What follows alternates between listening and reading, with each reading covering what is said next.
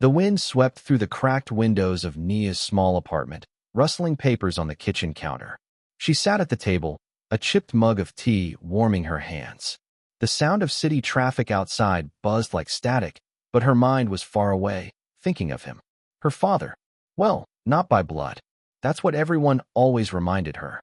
You're lucky he took you in, her stepmother had said more than once, in a tone that made the word lucky sound like a curse. Most girls like you would have ended up in foster care. But Nia never cared about biology. Vernon Ellis had raised her with care, taught her to ride a bike, helped her with math homework, and stayed up when she had nightmares. He was her father, in every way that mattered. And now he was dying. She hadn't seen the rest of the family in over 3 years. No missed calls, no birthday wishes, just silence, which was fine by her. The Ellis family was one of the most powerful and wealthy families in the state. Vernon had built his empire from the ground up, real estate, tech, politics. His name echoed in boardrooms and charity galas. But Nia didn't live that life. She lived in a modest part of the city and worked for a youth shelter, helping kids who reminded her of herself at that age, quiet, cautious, and always waiting for the other shoe to drop. She was the only one Vernon kept in contact with after his health declined. He called once a week, like clockwork. But now, his voice on the phone was weak, and last night's message had shaken her. Nia, I need to see you. Please. She'd taken a day off and driven straight to the mansion, the house she once called home. Towering gates, polished marble steps, and a coldness that never left its walls. The butler, Jameson, opened the door with tired eyes. Miss Nia, he said softly, he's upstairs. He's been asking for you. She nodded. Thank you, Jameson. The house looked the same. Same oil paintings, same golden sconces, same feeling of being watched. The echoes of her teenage footsteps came back to her with each creak of the staircase. She opened the bedroom door and saw him. Vernon looked smaller now, thinner, his once powerful hands trembling as he reached for her. Hey, Daddy, she whispered, sitting at the edge of the bed. He smiled weakly. You always were the only one who called me that. Tears pricked her eyes. Don't talk like that. There's not much time, baby girl, he said, his voice a rasp. I wanted to tell you something important before. She took his hand. I'm here. Say it. He opened his mouth, but a cough took over, deep and violent. A nurse rushed in. Nia stepped back as they adjusted his oxygen and called the doctor. The moment passed. He didn't get to finish. Later that night, she sat alone in the guest room. The same guest room she was always given as a child, never a real bedroom. She remembered overhearing her stepmother telling someone, she's not permanent. No need to decorate the walls. Nia knew she should leave, but something in her kept her rooted to that place. Maybe it was the fact that Vernon had asked for her. Maybe it was guilt. Or maybe it was love. She went to the kitchen to find tea, only to run into Marcus, one of her stepbrothers. Look what the wind blew in, he said, smirking. She ignored him. Oh, come on. You're not still mad about how we used to tease you, are you? We were just kids. Right, she said coolly. And I suppose calling me Charity Case was affectionate. He shrugged. We all had nicknames. She walked past him without another word. Back in her room, she stared at the ceiling. The hallway outside echoed with the voices of her family, laughing, drinking, talking about Vernon's fortune like it was already theirs. No one mourned him. They just waited. She didn't care about the money. Vernon was the only reason she had ever returned. Without him, there was nothing tying her to this place, or so she thought. 3 days later, Vernon Ellis passed away in his sleep. The funeral was scheduled with alarming speed, more a PR event than a grieving ceremony. Cameras were present. Expensive cars lined the church driveway. Everyone wore black, but no one looked sad. Except her. Nia sat in the back, dressed simply, her hair pulled back, her expression distant. No one approached her. No one even looked at her. She was invisible, until the will was read. But that would come soon. The funeral was held on a cool Thursday morning, under a leaden sky that threatened rain but never quite delivered. It was the kind of weather Nia imagined her father would have appreciated, somber but dignified. Vernon Ellis was buried in a private cemetery just outside the city, a place reserved for the elite. Marble tombstones stood like silent monuments to power and privilege. Even in death, Vernon was surrounded by men and women who measured their worth in columns of zeros. Nia arrived early, dressed in a simple black dress and worn flats. She sat near the back, just as she had at every family function growing up. She didn't expect anyone to acknowledge her, and no one did. Rows ahead, the Ellis family took their places like royalty. Her stepmother, Clarissa, was draped in black lace, oversized sunglasses hiding her expression. Nia's half-siblings, Marcus, Ava, and Jonah, looked equally unmoved, more concerned with checking their watches than remembering the man who raised them. The eulogies began. One by one, people stepped up to the podium, business partners, politicians, board members. They praised Vernon's accomplishments, his legacy, his philanthropy, his vision. Nia listened, but none of them mentioned the man she knew, the man who made blueberry pancakes on Saturdays, who read her poetry when she couldn't sleep. Not once did anyone say the word father. After the final prayer, Nia stood at the edge of the casket as everyone else moved toward the reception tent. She stayed behind, her fingers brushing the polished wood. "I miss you," she whispered. "I wish you had more time." Behind her, someone scoffed. "You shouldn't linger too long," Ava said with a sneer. "People might think you're family." Nia turned slowly. Ava wore high heels that didn't suit the cemetery lawn. Her smile was thin and cold. "I was his daughter," Nia said, her voice steady. "You were his project," Ava replied. "Don't confuse the two." Before Nia could respond, Clarissa called out from across the path. "Ava, darling, leave the help alone." The words hit Nia like a slap. "The help." Ava smirked and walked away without another word.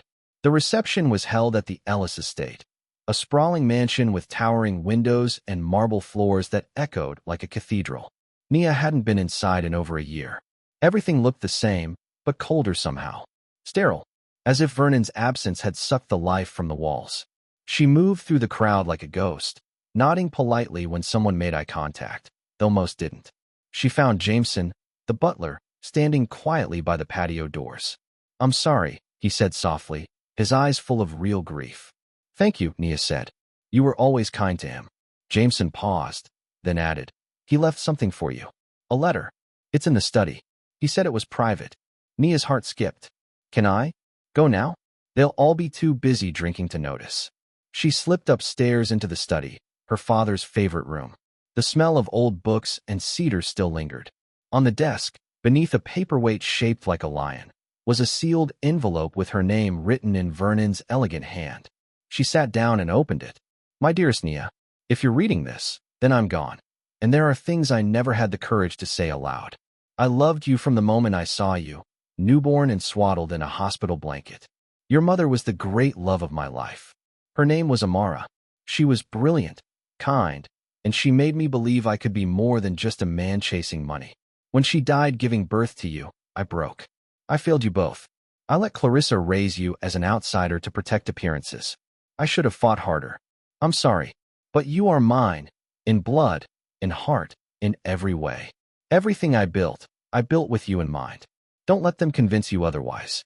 The truth will come out soon. Stand tall, baby girl. You are not less. You are everything. Dad." Nia pressed the letter to her chest, the paper trembling in her hands.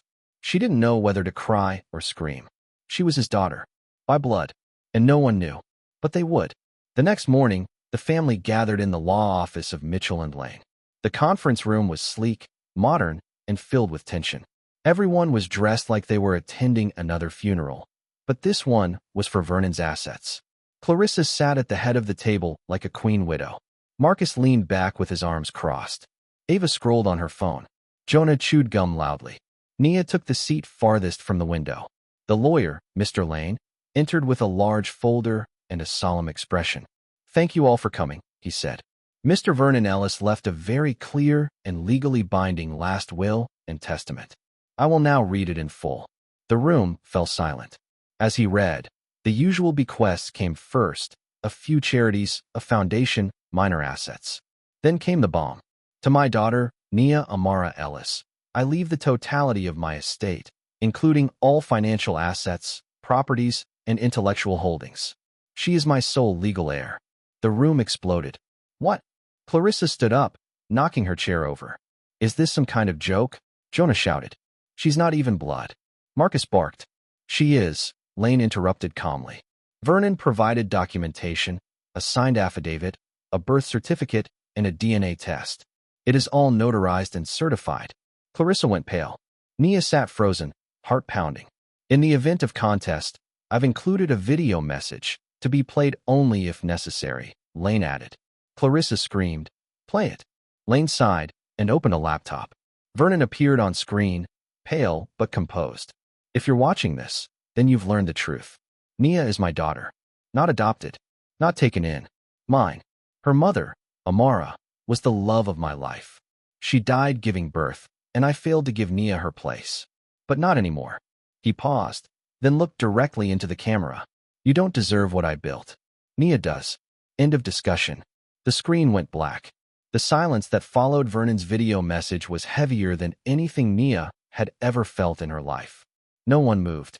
No one breathed. It was as though the world had tilted off its axis. Then, slowly, like an engine sputtering back to life, the outrage began. "That's impossible," Marcus shouted, slamming his fist on the table. "She's a liar. She manipulated him." "I want to see the test results," Ava snapped, standing up and pointing at Nia like she was a criminal. Jonah muttered something under his breath, something that sounded a lot like a racial slur, but no one seemed shocked enough to flinch. Clarissa said nothing at first. Her face had gone pale, her fingers gripping the armrest so tightly her knuckles had turned white. When she finally spoke, her voice was low, venomous. "He was confused," she hissed. "He was sick. You all know that. He didn't know what he was doing." Mr. Lane, still composed, calmly opened the folder and passed a set of documents across the table. "All verified. All notarized. The estate now legally belongs to Miss Nia Ellis. This meeting is concluded." Nia stood up, legs trembling beneath her. No one looked her in the eye, except Clarissa. Her stepmother's eyes burned with something colder than hatred, something older. Resentment. "You'll regret this," she whispered, just loud enough for Nia to hear. "You don't know what you've done." Nia left the office in a daze. The streets outside were buzzing with life, taxis honking, people crossing sidewalks, the world spinning as if nothing had happened. As if she hadn't just inherited a fortune and the rage of a powerful family. She didn't go home. She went to the only place that felt real, her father's grave. She stood in front of the polished stone, her fingers brushing the letters of his name. "Why didn't you tell me sooner?" she whispered. "Why did you let me grow up thinking I was less?" A gust of wind answered her, rustling the nearby trees. Tears slid down her cheeks, but they weren't just from grief. They were from everything. From never having a bedroom in that mansion. From being laughed at, ignored, pushed aside. From watching her stepmother choose silence every time someone humiliated her. She didn't want the money. She wanted her father. But now, all she had left was the truth. And it was dangerous. The next few days were chaos. Reporters somehow got wind of the will. Headlines read, "Secret daughter of billionaire inherits fortune. Family shocked as black woman claims entire estate. Mistress's child or real heiress. Vernon Ellis's final twist." Paparazzi staked out her apartment. She received hundreds of messages on social media, some supportive, others hateful. A few were terrifying. She also started receiving strange calls. Silent ones. Hang-ups. Texts that simply read, "You're not safe." Then, her apartment was broken into. Nothing was stolen, but someone had gone through her drawers, her files. The police wrote a report, but the officer's tone suggested she shouldn't expect much. That night, Nia didn't sleep. She stared at the ceiling, heart racing, phone clutched in her hand. They were trying to scare her, and it was working. Jameson was the one who called her the next morning. "You can't stay there," he said. "Come to the estate." "I'm not welcome there," she said bitterly. "It's not about welcome anymore, Miss Nia," he said gently. "It's yours." She hesitated, but he was right. She packed 2 bags, called a cab, and 2 hours later, she stood once again in front of the gates she never thought she'd enter again as anything other than a guest. Now, she was the owner. The security guards let her through. The Ellis mansion had never felt like home before. It still didn't. But she wasn't a child anymore. Jameson greeted her at the door with a rare smile. "Your father would be proud." "I'm scared," she admitted. He nodded. "Good. That means you care. But don't let them chase you away. Not again." Clarissa and her children were gone. They'd cleared out 2 nights ago. Jameson said they took what they could, clothes, jewelry, valuables. But not everything. They didn't have time. Or maybe they thought they'd come back. That evening, as Nia walked through the massive, echoing halls, she came across Vernon's office. She hadn't been inside in years. She opened the door slowly. It smelled like cedar and ink and leather. His desk was still perfectly organized. She sat behind it and looked at the family portraits on the walls. Not a single one included her. There were images of Clarissa and the children, charity events, campaign galas. Nia stood up and walked over to a cabinet she'd never been allowed to open. Inside were photos, dusty, some in cracked frames. And there, in the back, was one of her. Just her. A picture of her at age 5, missing a front tooth, smiling wide. On the back, written in Vernon's hand, "My reason." That night, Nia lay in the giant bed that had once belonged to Clarissa. She stared at the ceiling again. But this time, she wasn't afraid. They would come for her. She knew that now. They would challenge the will, spread rumors, dig up anything they could to discredit her. But they had already lost. Because Vernon had given her something more powerful than money. He had given her truth. And it was hers to protect. 2 days after Nia moved into the Ellis estate, the lawsuit came. A courier delivered the thick envelope to the front gate. Jameson accepted it on her behalf, his face unreadable as he handed it to her. Notice of petition to contest the will. Filed by Clarissa Ellis and co-signed by Marcus, Ava, and Jonah. Of course they wouldn't go quietly. The documents claimed Vernon had not been of sound mind when writing the will. They alleged undue influence, manipulation, and fraud. They painted Nia as a schemer who had preyed on a dying man's vulnerability. She was never part of this family. Ava had told the Post in a new article that dropped that afternoon. She came out of nowhere and took everything. My father would have never done this if he'd been thinking clearly. Nia closed the browser window, her heart pounding. She wanted to scream or break something, but she didn't. Instead, she took a deep breath and picked up the phone. She called a lawyer, not one from the Ellis network. They'd all been vultures loyal to Clarissa for years.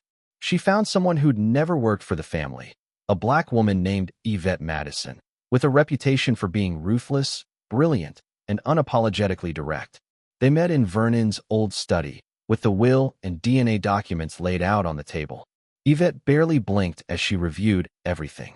"You have the legal high ground. Everything here is rock solid." "Then why am I so scared?"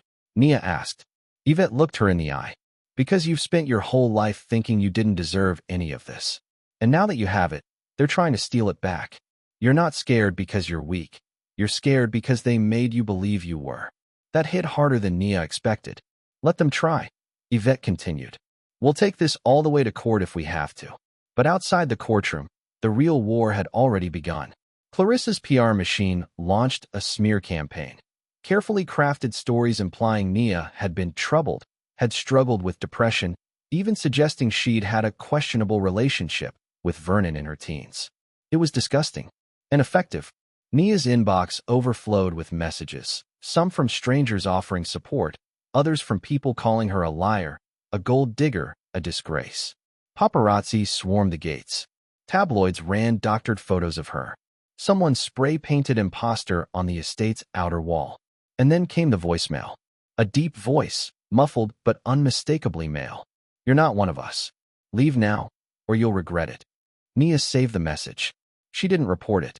She just sat with it, letting the threat settle in her chest like a stone. Late one night, unable to sleep, she wandered into her father's old music room. He used to sit at the grand piano after long days, playing soft jazz as the house fell quiet. Nia ran her fingers over the keys. The sound that came out was shaky, uncertain, but she kept playing. Somewhere in the melody, she felt him, and that was enough. The next morning, Clarissa showed up at the gates. Nia watched from the balcony as Jameson intercepted her. "She's here to see you," he said. Nia hesitated, then nodded. "Let her in."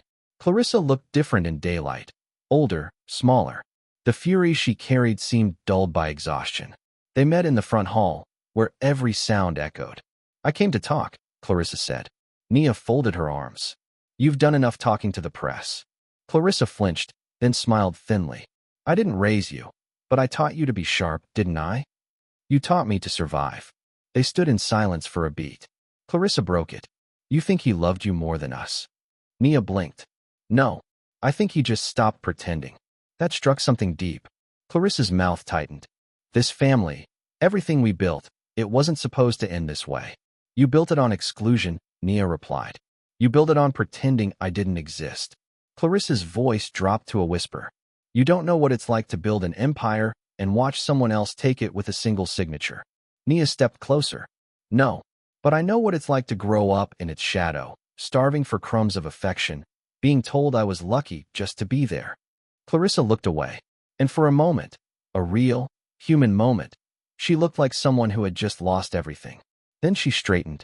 You'll regret this. I already did, but not anymore. Clarissa turned and left without another word. After she was gone, Nia walked the halls of the mansion again, but this time with purpose. She entered the library and pulled books off shelves, looking for papers, journals, photos. She opened safes she'd never known existed, dug through drawers with yellowed envelopes. And then she found it, a small leather box. Inside, photos of her mother, Amara, letters Vernon had written but never sent, a bracelet, the one she remembered seeing in a photo when she was a child, and at the bottom, a birth certificate. Her name, Vernon's name, Amara's. It was all real. She wasn't an imposter. She was the daughter of Vernon Ellis and Amara Johnson. She was legacy. The next morning, Nia sat alone at the long, cold breakfast table. The eggs on her plate had gone untouched. The entire house felt still, too still, like it was holding its breath. She clutched the leather box she'd found the night before, her fingers running again and again over the curved edges, as if to reassure herself it was still real. Amara Johnson, her mother. She whispered the name to herself like a prayer, a spell, something sacred. Amara, she said aloud, and for a moment, she could almost see her, a young woman with eyes like her own, standing in the mirror across the room. Vernon had loved her. That much was clear in every letter, every photo, every scribbled memory. So why had he kept it all locked away? Why had he let Clarissa and the others rule the house like tyrants while Nia faded into the wallpaper? Jameson entered quietly, holding a tablet. The documents have been verified again. The birth certificate is authentic. No doubt. It will help your case, but it might make them more desperate. Nia gave him a sharp look. What do you mean? He hesitated. Clarissa's been talking to a journalist. Not one of the tabloids. Someone serious. She's digging. Looking for anything to discredit you. Nia exhaled slowly. Let her dig. She won't find anything that makes me less his daughter. She might not need to, Jameson said softly. She only needs doubt. Later that day, Nia drove to a place she hadn't been since she was a teenager, the Southside Community Center. Back when she still lived in the shadows of the Ellis Mansion, she'd volunteer there sometimes, sneaking out to help with reading programs or weekend meals. Vernon had known but never said anything. That's where she found Mrs. Clara, the retired nurse who had been friends with Amara, her birth mother. Clara's eyes lit up when she saw her. You look just like her, the woman whispered. Lord have mercy, I never thought I'd see that face again. They sat together in the quiet of the center's office, surrounded by old posters and the smell of paper and dust. I still remember the night she went into labor, Clara said, her voice catching. Vernon was beside himself. He held her hand the whole time. She told him not to worry, said this baby would change his life. She died during childbirth? Nia asked softly. Clara nodded, tears gathering. There were complications. It was sudden. No one expected it. Vernon was devastated. Why didn't he raise me with pride? Why didn't he tell people who I was? Clara hesitated. Because he was afraid. Of what? Clara gave her a long, sad look. Of Clarissa. Of what she'd do. She had power over him. Nia? Real, quiet, dangerous power. She always made him feel like she owned the narrative. And she made it clear. If he ever gave anything to the bastard child of that woman, she would destroy him. And she could have. Nia sat back, stunned. He tried, Clara added. He snuck money into trust funds. He made sure you went to good schools. But he was a coward when it came to standing up to her. And I think he hated himself for it every day. That night, Nia stood in the foyer of the mansion, staring at a family portrait that hung above the grand staircase. Clarissa, Marcus, Ava, Jonah, Vernon. In the middle, flanked by the ones he pretended were his true heirs. And not a trace of Nia. She stepped closer, her heels clicking against the polished marble floor. The silence around her pulsed. She reached up and took the painting down. Behind it was nothing, just a nail in the wall. But in her chest, something shifted. She would not let them own the story anymore. She was rewriting it. The trial date was set. Yvette came by that week to prep her. They reviewed every document, every letter, every interaction with the family. But even with all the preparation, something felt off. I have a bad feeling, Nia said one afternoon. They're too quiet. It's not like them. Yvette glanced at her phone. They're planning something. But whatever it is, it won't stop the truth.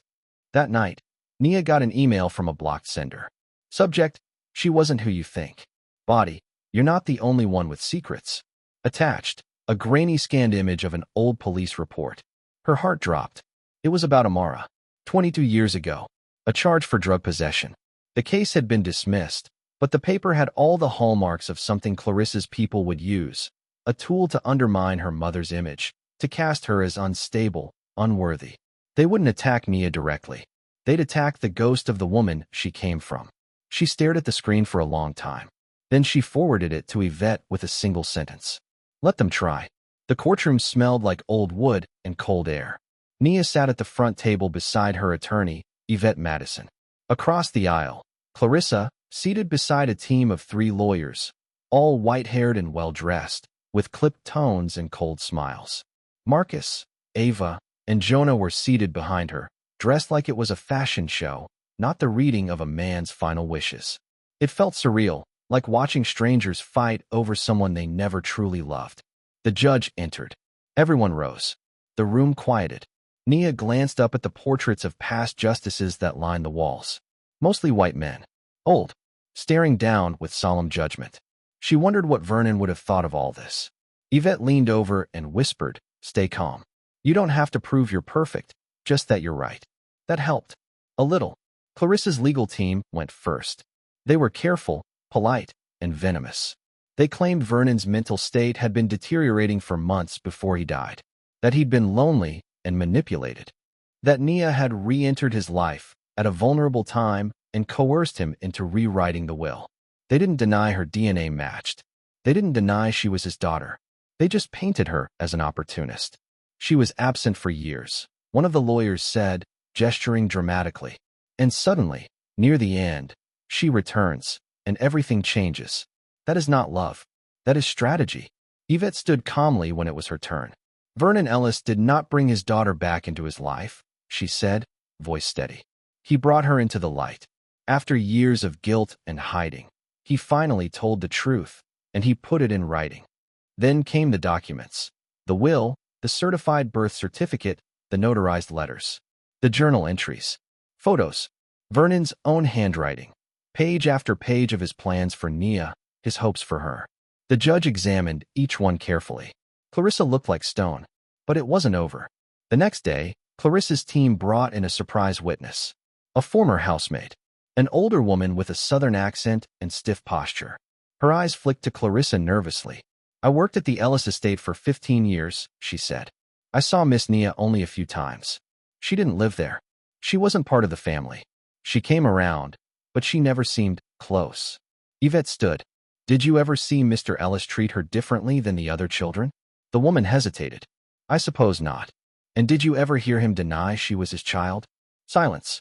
No, the woman admitted. But he never said she was, either. The courtroom murmured. That's what they wanted, doubt. The biggest blow came 2 days later. Clarissa's team introduced the police report. Your Honor, this document concerns the mother of the petitioner, Amara Johnson, said one of the lawyers. It's relevant to the character of the will's beneficiary. Yvette objected. Amara is not on trial here. She passed away giving birth to Nia. This report is a smear attempt. But the judge allowed it. The report was read aloud. A minor charge from over 20 years ago. Dropped. No conviction. Still, the seed was planted. Nia sat still as stone while the words echoed around the courtroom. She didn't flinch. But inside, she burned. That night, she returned to Vernon's study. Sat at his desk. Opened his last journal. One entry, written just a month before his death, stood out. I was afraid for too long. Afraid of what Clarissa would do. Afraid Nia would hate me for hiding. But when she looked at me and said, I forgive you, I knew. She's more of my child than any of them. Not because of blood, because of who she is. She took a photo of the page and decided to testify. The courtroom was packed when she took the stand. Yvette asked the questions, her tone gentle but firm. Nia, can you tell the court what Vernon Ellis meant to you? Nia looked directly at the judge. He was my father. He wasn't perfect. He was afraid of his wife, of what people might say. But he tried. He came back for me. He told me he loved me. And when he died, he gave me something he never gave me while he was alive. Recognition. Yvette showed the journal page. The judge read it silently. His expression softened, just slightly. Clarissa's team tried to shake her. They called her manipulative, said she'd abandoned the family, accused her of caring more about money than legacy. But Nia didn't break. Legacy, she said clearly, isn't measured by how much you inherit. It's measured by how much truth you can carry without letting it destroy you. The trial stretched on for 2 weeks. At night, Nia barely slept. During the day, she stared down generations of entitlement and refused to bow. When the verdict finally came, the courtroom fell silent. The judge looked out at the sea of tense faces. This court finds the will valid and binding. All assets and property are to remain with the sole beneficiary, Nia Johnson Ellis. Someone gasped. Ava cursed under her breath. Clarissa didn't move. Nia felt her knees go weak. Yvette placed a firm hand on her shoulder. It was over. It was hers. Outside the courthouse, reporters shouted her name. Flashes exploded. Questions flew. But Nia said nothing. She walked past them, into the sunlight. Not just an heir. A survivor. Nia stood in the center of her father's mansion, now legally, officially, hers. The courtroom chaos was behind her, but what lay ahead felt heavier than she'd expected. The house was silent again. Jameson had dismissed the remaining staff for the day, giving her space. The air still smelled of old books and expensive wood polish, but something had shifted. For the first time, it felt like it belonged to her. Not just the place, but the silence, the history, the weight of every portrait on the wall. She wandered the hallways slowly. Past the grand piano she was never allowed to touch. Past the drawing room where Clarissa once locked her out. Into the west wing that had always been closed to her. Her father's private gallery. Inside, it was dim, the curtains half-drawn. Oil paintings lined the walls. Landscapes, abstract art, portraits of strangers. And in the far corner, a covered canvas, draped in linen. Her heart thumped. She approached and pulled the sheet down. It was a painting of a woman, young, with deep brown skin and soft eyes. Her mother. The signature at the bottom read Vernon. She stepped back, overcome. He hadn't hidden her completely. He just hadn't known how to share her. The next morning, Jameson arrived with a thick folder. Clarissa filed an appeal, he said flatly. But it's weak. Her lawyers know it. Nia sipped her coffee. They won't stop. No, but we're ahead of them now. She stared out the window, watching the gardeners mow a lawn that had once felt like enemy territory. I don't want to live my life fighting them forever, she said. I want to do something different. Jameson arched a brow. Like what? She turned to him, a faint fire in her eyes. Something that matters. Within a month, the foundation was formed. The Amara Trust, dedicated to supporting foster youth and young women from underserved communities. She funded it herself, with Vernon's money. Money that was now hers to use with purpose. The announcement stirred media attention, especially when she gave her first public interview. I am my father's daughter, she said to the camera. But more than that, I am my mother's legacy. The interview went viral. People called her brave. Others called her lucky. Clarissa gave a bitter quote to one gossip blog. She can play charity queen all she wants. We'll see how long she lasts. Nia ignored it. She was too busy hiring staff, opening scholarships, building programs in neighborhoods like the one Amara grew up in. Every time she wrote a check, she felt something healing in her. Like her past wasn't just something to survive, it was a map. But peace never lasted long. One evening, as Nia walked to her car after a fundraiser, a voice called out behind her. Trying to look like a saint now, huh? She turned. It was Jonah, still dressed like a Wall Street ad, but with red eyes and a jaw clenched too tight. I didn't expect to see you here, she said. Didn't expect to see you ruining the family name either. She took a breath. Vernon's name. My name too now. You'll need to get used to that. He stepped closer, his voice low. You think this is over? That paper didn't make you better than us. It just made you a target. She didn't flinch. I was always a target. Now I'm just not defenseless. For a moment, they stared at each other. Two people from the same roof, shaped by different storms. Then he turned and walked away. That night, Nia sat by the fireplace with Jameson and Yvette. "I think Jonah's going to make a move," she said. "Something dirty. He doesn't have the influence Clarissa had," Yvette replied. "But he has money. And anger. That's a bad mix." Jameson nodded. "He's already talking to board members, trying to spin a story about you milking a dying man's fortune. But they don't have footing. We're ahead." Still, Nia felt a chill. Not fear, but recognition. The game wasn't over. It had only changed shape. A week later, Jonah's angle became clear. A former security guard from the mansion came forward with a statement, claiming Nia had forged part of the journal evidence, that she'd altered Vernon's words. It was a lie, but enough of a scandal to make headlines. Nia's inbox flooded with press requests. Yvette prepared a counter-statement and warned her not to react emotionally. But Nia had another idea.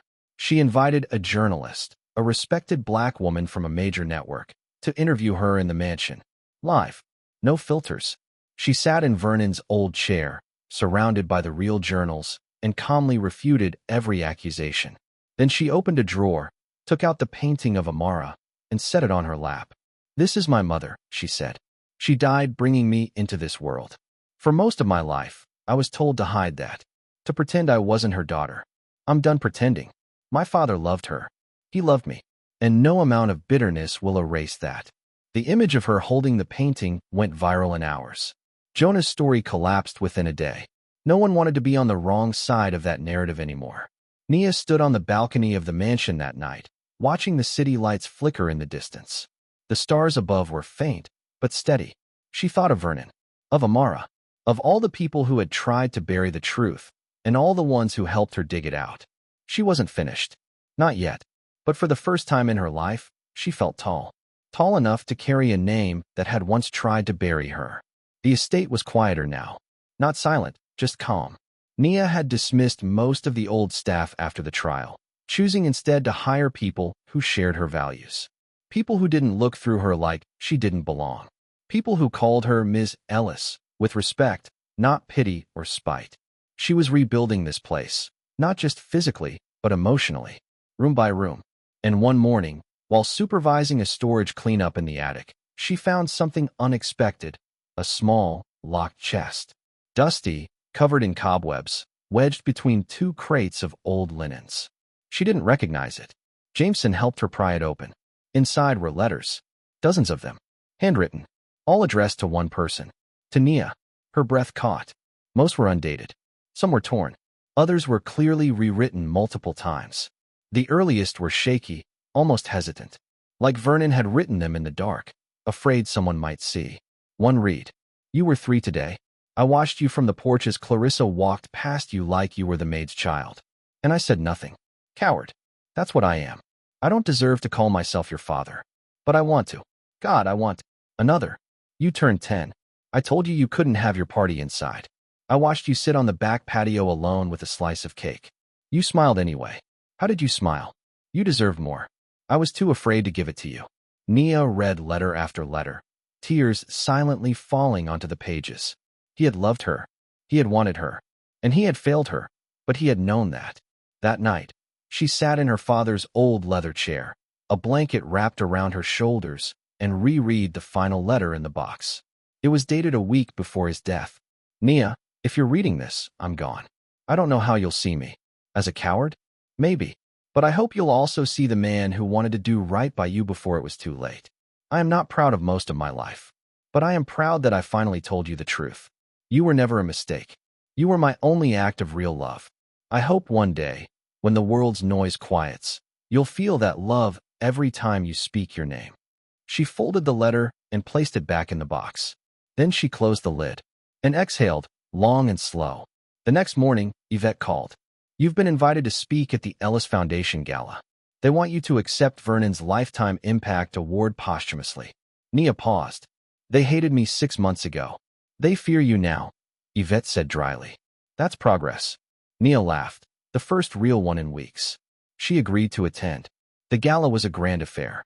Velvet ropes, spotlights, cameras, tall men in tuxedos, women in gowns that shimmered under chandeliers. Nia arrived in a sleek black dress, hair pulled back, face calm. People stared. Some whispered. Others offered cautious smiles, the kind that said, "We see you now." When her name was called, she stepped onto the stage with her head high. She accepted the plaque, looked out at the sea of power and legacy, and began to speak. "I stand here not just as Vernon Ellis's daughter. I stand here as the daughter of a woman most of you never knew, Amara Johnson. She died bringing me into this world. She wasn't invited to this room, but I bring her with me." The audience hushed. I didn't grow up with wealth. I didn't have access. I didn't have protection. What I had was memory, and eventually, truth. She held up the award. "This doesn't change what I lost, but maybe it changes what I can build. From now on, the Ellis name won't just mean real estate. It will mean justice, education, opportunity, legacy earned, not just inherited." A moment of silence. Then the room erupted in applause. Even some of her former critics stood. Afterward, as she stepped off the stage, someone approached her. A woman, mid-50s, sharp suit, no smile, but not hostile. "I knew your mother," she said. Nia froze. "Excuse me. I was her roommate in college," the woman said. "We lost touch, but I recognized her painting in that interview you gave. I'd know her anywhere." Nia's heart skipped. "You knew Amara?" The woman nodded slowly. "She was brilliant, kind, a better person than most of us deserved. I thought you should know. She'd be proud." Nia swallowed hard. She didn't trust her voice enough to answer. Later that week, Nia returned to the cemetery. She visited both graves, Vernon's and Amara's. Vernon's had been freshly engraved with the words she'd chosen. Truth, at last. Amara's was simpler, modest, tucked in a quiet corner under a tree. But Nia had ordered a new headstone, one that read, "Amara Johnson, beloved mother, never forgotten." She laid 2 roses down, one red, one white. "I hope I'm doing this right," she whispered. The wind rustled gently. Somewhere inside her, she believed the answer was yes. The wind that swept across the Ellis estate had changed. It no longer howled with doubt or resistance. It flowed like something earned, like freedom. But peace, as Nia had learned, often drew envy. And envy, in families like hers, didn't go quietly. It began with a phone call from Jameson. "Nia," he said, "you're not going to like this." "What is it now?" she asked, already weary. "There's a new suit filed in probate court. From Clarissa. She's claiming Vernon wasn't of sound mind when he changed his will." Nia blinked. "She's really trying that angle?" Jameson sighed. "It's thin, but she's hired a new firm. Ruthless types. The kind who don't care about truth, just outcomes. She thinks if she keeps dragging me through court, I'll fold. She's hoping to make it too exhausting to continue. And expensive." Nia exhaled through her nose. "Let her try." That week, Nia visited the Amara Trust's first community center, a modest brick building in the heart of a neglected neighborhood. Inside, children were reading books donated by the foundation. Young mothers learned job skills. A mural of Amara smiled from the far wall.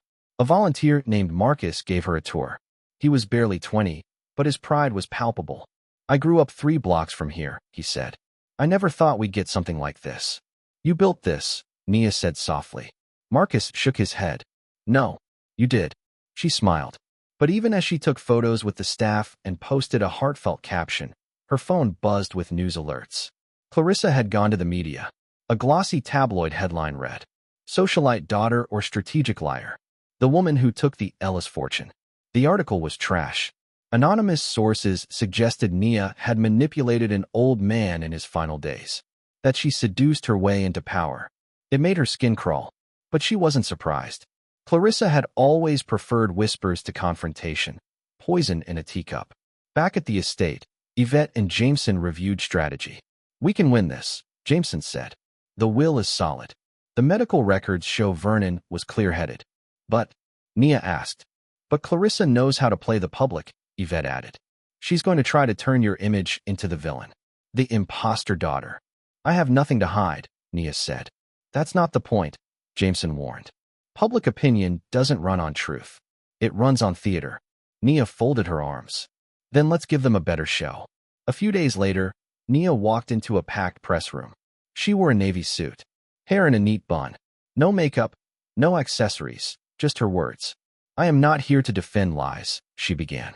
"I am here to tell the truth." She laid out the facts, her DNA test, Vernon's journal entries, letters he wrote in his own hand. She didn't raise her voice. She didn't cry.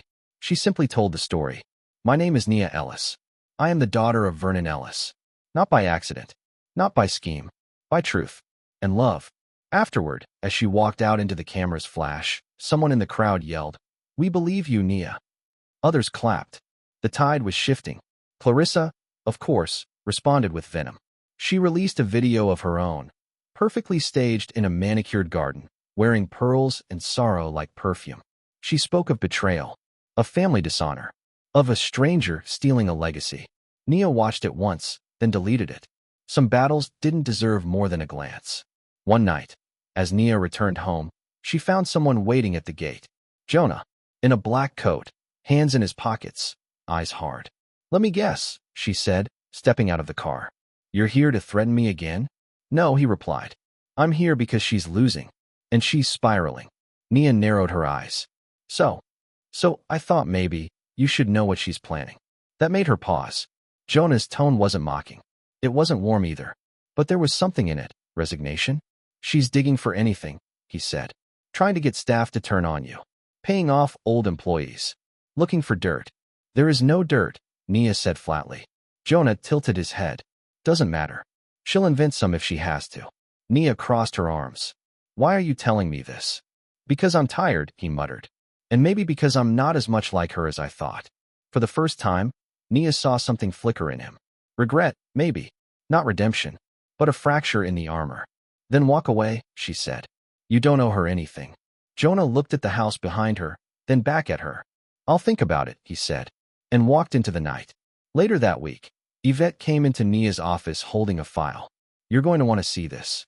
Inside were emails from Clarissa's lawyer, bribing a former nurse to claim Vernon had been mentally unstable in his final months. It was blatant, illegal, and enough to destroy her case. "Can we use this?" Nia asked. Jameson smirked. "Not just use it. We're going to bury her with it." The next court hearing was brief. Clarissa's team folded within minutes once the emails were presented.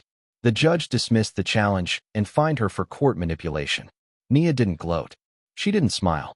She simply walked out of that courtroom and never looked back. A week later, she returned to the community center. Marcus greeted her with a hug. "You look taller," he joked. "Feels that way," she said. Outside, kids played on a donated playground. Inside, a new mural was going up, one of Nia and her mother, painted side by side, both smiling. She stood in front of it, tears gathering in her eyes. "You did it," someone said behind her. She turned. It was Yvette, holding a box of campaign materials. "What's that?" Nia asked. "You," Yvette said with a grin. "Running for city council. You just don't know it yet." Nia laughed, wiping a tear. "We'll see." But deep down, she knew she was just getting started. The Ellis estate was quiet that morning, but not empty. Sunlight fell in golden stripes across the wide marble hallway, touching photos that had once collected dust and neglect. Now they hung with pride.